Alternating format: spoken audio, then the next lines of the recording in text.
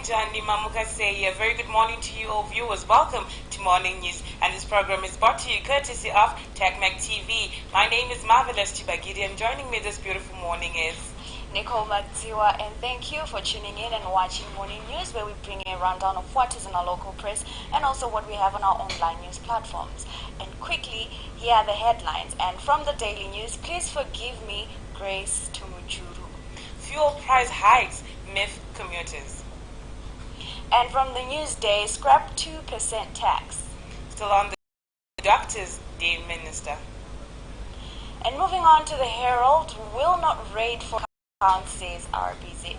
Government guarantees Harare's US868 million water deals. Labour court to rule on doctors' strike. And moving on to Technomag, which is our online news platform, which you can access on www.technomag.co.zw. These are the headlines that we have for you. Kagame launches first smartphone factory in Rwanda. Via tractor plans to plow 1 million hectares this year. And these are the headlines. So now for the news in detail. So we'll start with the Daily News, and the Daily News reads fuel price hikes myth commuters. Yeah. I'm just saying. Yeah, so that means that it's actually going to continue going on and on and on. And there's been a trend of this post by Zera, which is saying there of the fuel increase from Monday the 14th of October. It might be a scam and might be a hoax, but we can only see on Monday if there's going to be another fuel hike. Of course. Indeed. So moving on to the Newsday, Doctors' Dear Minister. Doctors have vowed to extend their period of incapacitation until the government increases their remuneration according to the current interbank rates, threatening to withhold their service for over 100 days if their employers ignore their demands. So this is continues. The saga of the doctors and the government continues as the doctors are saying that we really actually need an increase. It is price hikes, this whole price hikes and everything. So they actually want an increment, of course. But then the sick then suffer. Of Well, course. they were suffering already because our hospitals are in a not so pleasing state. But I mean, it just never rains but pours. Of course, but I also understand the doctors because they don't exactly have anything to use. Even if they do go to work, you want to report for duty, but you can't. Gloves. Exactly. I mean, the basics is what they don't have, so that's also a problem there. So. Still on the Newsday, the headline reads, scrap 2% tax. Captains of industry and commerce yesterday asked Treasury to scrap or lower the controversial 2% intermediated money transfer tax ITT imposed last year by Finance Minister Mutule Ngue, saying it was an unsustainable additional cost to the already struggling companies. The call came as various bodies representing industry and commerce appeared before the FADLEX Mona chaired Budget and Finance Portfolio Committee as part of the 2020 budget consultations. 2% But it's not going anywhere now. I think it's high time we actually just come to peace with it. And the irony of the picture that the Newsday used from telling for their story. Like he's there and he's sitting and looking at you. You can get me with your best shot. Exactly. But it's not going anywhere. No, it's not. Okay, so moving on to the Herald, will not raid Forex account, says RBZ. So I think this... Okay, there have been rumors on social media. So I think it's a response. So it's more to of a the response. panic Exactly. from the public. Exactly. So the story right there reads,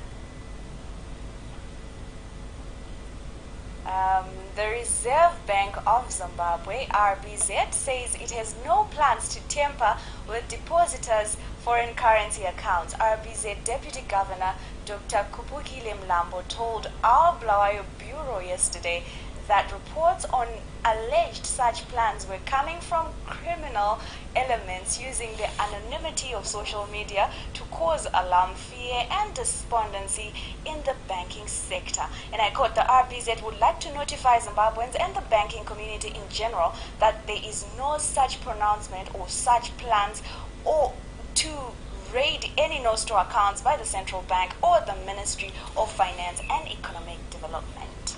Close quotes. So we use dollars as safe.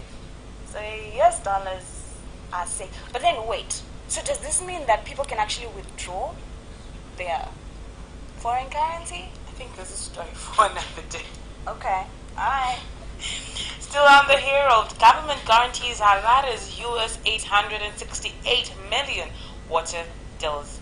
And the story reads, Harare City Council yesterday approved the signing of US868 million deals for water and wastewater projects with Chinese firms, with the government reportedly going to assist council in repaying the loans, while the former will see it lends as collateral security. This comes as President Mnangagwa's recent interception in China. Okay, there's been a technical error and the story is a bit not visible, but well, that's the story, that the government guarantees Harare's 868 million US water deals. But again, I have a question. Why Chinese firms? Because they are our friends. Of the state, of the country, of the ministry, of the council, whose friends? Does it show that I'm smiling? They are our friends. Anyway, moving on. Wait, but did you hear that? This guy's failure for the government or the council, I don't know who's going to pay. Yeah. These guys are holding land. Exactly. As collateral. Yeah, of course. I just had to put it out. Yeah. That is very smart. Of the Chinese government or the Zimbabwean government? No, Which one? of the Zimbabwean government. Are you sure? It's very smart. How? I'm not being sarcastic or anything. Oh, okay. Yeah, I'm just being straight up. Like, it's really smart. Like, why would you think of something like that? Anyway, still on the Herald, Labour court to rule on doctors' strike. And the story reads, the Labour court is this afternoon expected to make a determination on the legality of the 36-day must job action by medical doctors who have reportedly snubbed the employer's plea to return to work. The doctors have also rejected offers tabled by the government. This was said by Health and Child Care Minister Dr. Obadiah Moyo last night.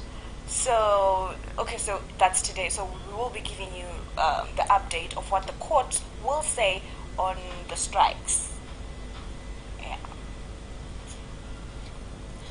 State Civic Society to interface on human rights situation, and this is a story running in the Daily News.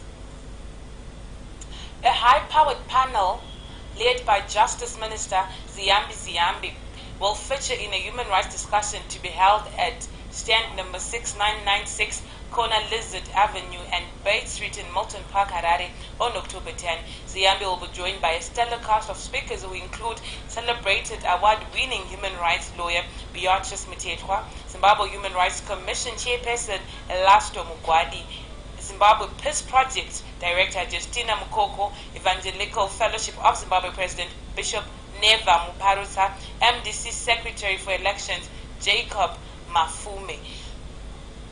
So this was with this panel. Don't know what they hope to bring out as a result, but with this interface on the state of human rights in the country, whatever it is that they hope to bring out, I hope we get the desired result, because it's been an abuse of human rights has been an ongoing situation in our country. So we hope that it brings forth the desired fruits. I like how you read the part where it says Bishop Never. You're like, Bishop Never! That was like, okay, you okay, girl? Are you okay? Still with me? Okay, still on the Daily News. XED top 8 in fresh bail bid.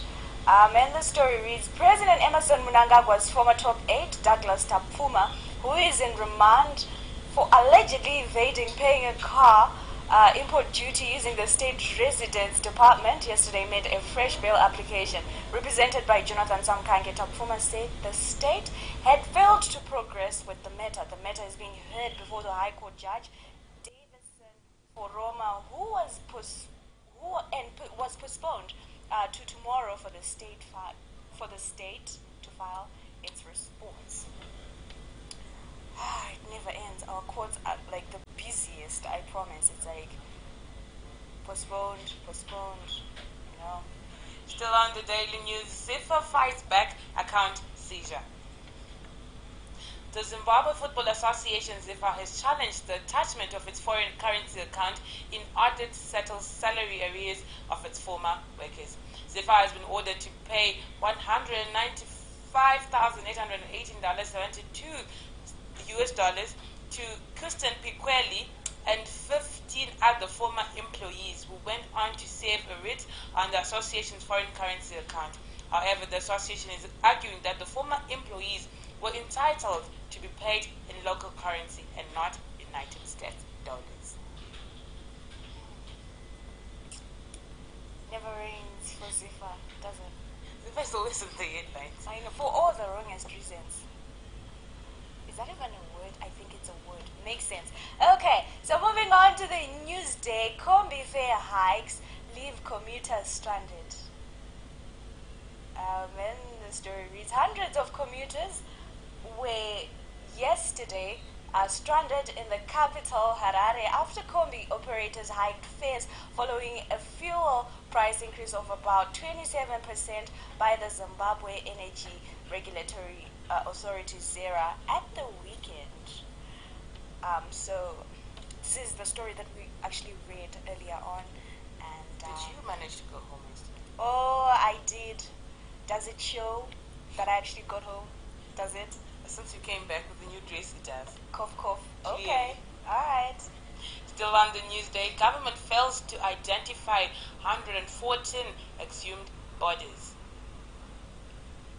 The National Museums and Monuments of Zimbabwe, NMMZ, Eastern Region Director Paul Mupira has said they're facing challenges in identifying 114 war victims whose remains were exhumed from Odzi Admiral copper mine shaft in.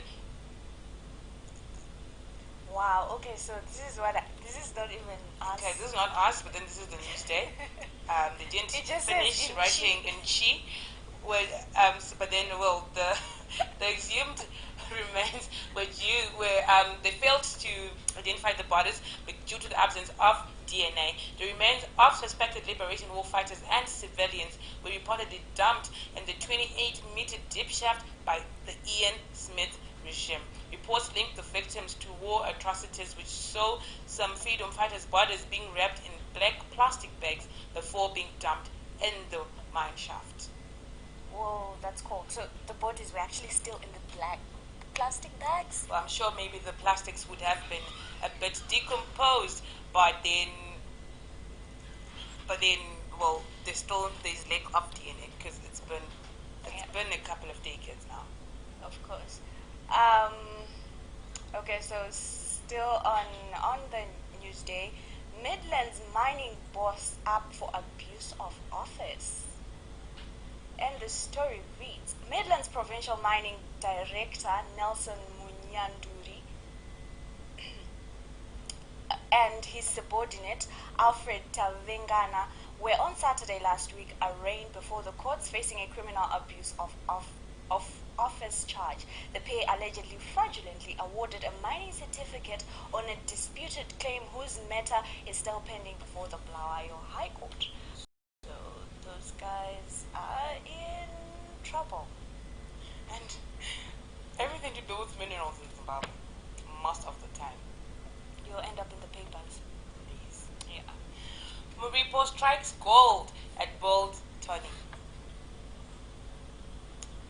Zimbabwe's most decorated caretaker, Shihan Samson Muripo, added more silverware to his trophy cabinet once again after he clinched gold at the Kyokushin Union World Cup in Russia on Sunday. Over 30 countries were represented at the tournament, which was the 6th edition. This is yet another milestone for Muripo after he became the first African to be crowned world champion at Osaka, Japan in 2009. So, Kyokushin Country Technical Director Sensei Kumbirai Tsunami said the tournament had former world champions and is regarded as one of the toughest in the world. So well done to Muribo, and congratulations on as he strikes gold at the World Honey. And you know what? Karate is not one of those most celebrated sports in Zimbabwe, but we say congratulations to our karate guy. So does that mean Shihan is now a sensei since he won and everything? I wish I knew. Okay, so I'm still I know a match of football is 90 Okay, since it's me, Nicole, I'm going to call you sensei. So well done. Yes. Ding! And then you have that sound, yeah? Okay, so moving on to the Herald Ministry to honor young farmers. The Ministry of Lands, Agriculture, Water, Climate and Rural Settlement will this month honor young farmers who have worked hard to contribute to the turnaround of the country's economy through various agricultural activities in the forthcoming second National Young Champion Farmers Awards to be held in Harare. In an interview yesterday with the Minister of Lands, Agriculture, Water, Climate and Rural Settlement, Young Desk Coordinator, Mr.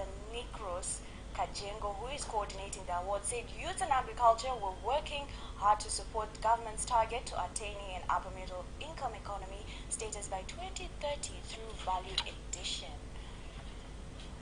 That's a mouthful. But, oh wow, yes. Ministry of Lands, Agriculture, Water, Climate and Rural Settlement. Yes. From the Herald, chiefs urged to fight cultural imperialism. Traditional leaders are the custodians of culture and national ethos and values, and they must jealously guard against cultural imperialism, which has the potential to fuel moral decadence in the country. This was said by Zimbabwe Defense Forces head of peacekeeping missions, Major General Kasirai Tazira, during the 8th commemoration of Traditional Leadership Day held at 4 Brigade in Masvingo on Friday. He said traditional leaders had the duty to protect the country against invasion by cultures from Western nations. He said it was worrisome that some Zimbabwean youth had adopted foreign ideologies at the expense of their original culture of unity, teamwork, dignity, and respect for chiefs and the elderly.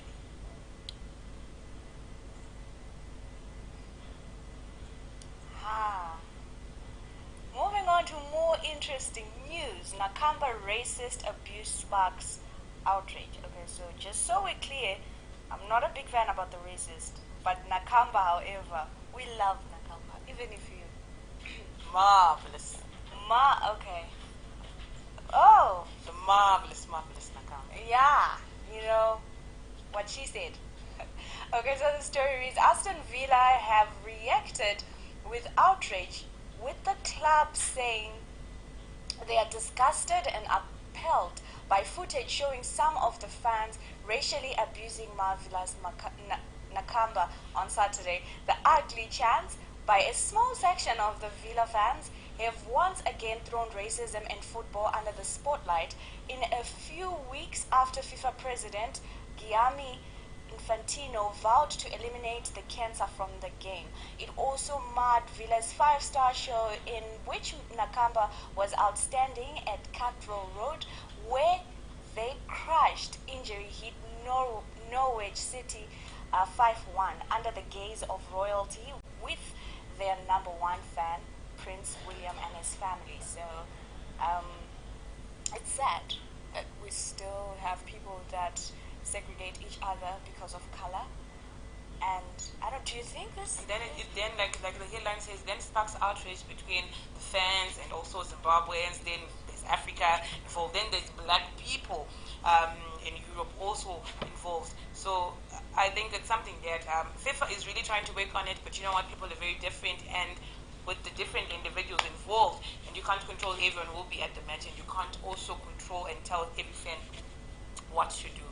But anyway, we say keep going, marvelous Nakamba. And I should mention how he's just trending on Twitter, even when he's not playing.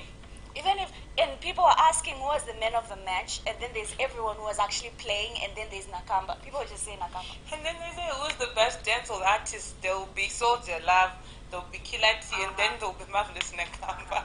And then there will be this other one, this actually interesting one. What would you prefer? You know, to meet Nakamba or actually have money? You know, open check. How much would you want? And people still want to meet Nakamba. So that's dope, that's really cool, and people are really, really into and very supportive of Marvelous Nakamba. Moving on, mobile money transactions jump. The number of mobile money transactions jumped 21% in the quarter to June 30, 2019 to 477.4 million on the growth of users and uses. According to the Postal and Telecommunications Regulatory Authority of Zimbabwe, POTRI's sector performance report for the second quarter of 2019, the growth in mobile money transactions can also be attributed to the general increase in prices of goods and services. The country has experienced a spate of price increases since the beginning of the year as retailers chase after the runaway exchange rate. So for these and more, if you also want to know more on the breach sector report for the second quarter, you can still visit www.technomag.co.zw. You have more of the in-depth analysis on the report itself. Okay, so moving on to Herald Business, ZSE market kept lips 40%. The Zimbabwe Stock Exchange market capitalization grew 40% last month to a post-dollarization record of 30.9 billion as investors flocked to the market, attracted by cheap share valuations in the wake of the continuously weakening domestic currency. So that's that from the Herald Business. Defiant doctors vow to continue with strike. Striking doctors yesterday marched at Paririnyatwa group of hospitals in defiance of a government order to return to work or face disciplinary action.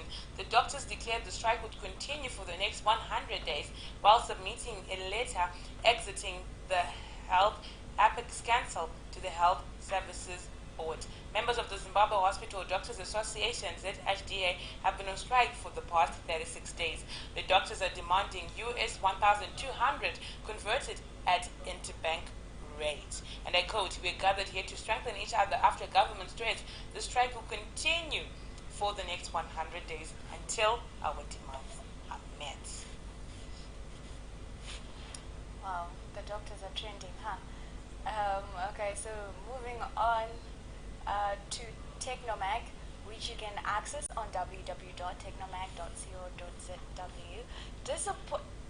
Okay, so this is Amanda Blues. I'm disappointed with Innovation Drive Fund. So please do visit Technomag and read how the Innovation Fund has disappointed not only one, but actually quite a number of people in how they've been handling it. So still on Technomag, Via Tractor plans to plow 1 million hectares this year. Via Tractor plans to plow at least 1 million hectares of land for smallholder farmers in Zimbabwe this year. Kagame launches first smartphone factory in Rwanda. Rwandan President Paul Kagame on Monday officiated the launch of the Mara Phones manufacturing plant in Kigali to improve access to digital services. The factory, the first of its kind in Africa, assembles smartphones in Rwanda and is operated by the Mara Group. The smartphone, dubbed the Mara Phone, is the first high-specification affordable smartphone manufactured in Africa. The phone has a warranty and can be purchased in installments over 2 years. And thank you very much for watching us. To our Facebook fans, a very good morning to Emmanuel Nyakonda with saying good morning, guys. And I'm sure this comment was in response to the fuel hike prices and also the commuters being stranded. He says you'll hear them saying it's the lowest prices of fuel across the world, laughing emoji. And then he says also, do they realize the effects of the rising fuel? And like we said, usually when fuel prices go up, then also prices of the basic commodities go up. And he says in his last comment, they're taking money from people, simple, covering up human rights abuses. Okay, thank you so much, Emmanuel, for watching. So that was it from us. Join us again tomorrow as we give you what will be in the local press and also what we'll have for you on our online news platforms. My name is Nicole Mazewa. But before I sign out, do not forget to subscribe on our YouTube page and also like us on Facebook and follow us on Twitter. So yes, now I can sign out. From the crew behind the scenes and Marvelous and Nicole, have a lovely day.